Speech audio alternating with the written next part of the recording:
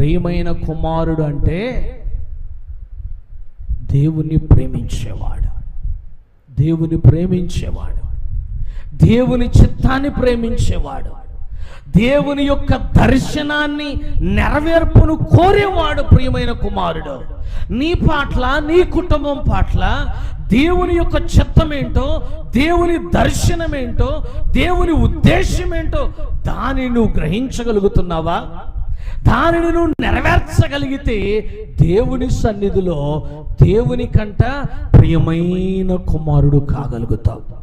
అందుకనే యేసు ఈ భూలోకానికి వచ్చినప్పుడు ఆయన పంపినటువంటి తన తండ్రి చిత్తం, ఆ తండ్రి యొక్క దర్శనము, తండ్రి యొక్క ఉద్దేశం అంతా కూడా సంపూర్ణముగా నెరవేర్చగలిగిన వాడు గనక అందుకని దేవుడు తన కుమారుని అంటున్నాడు, నా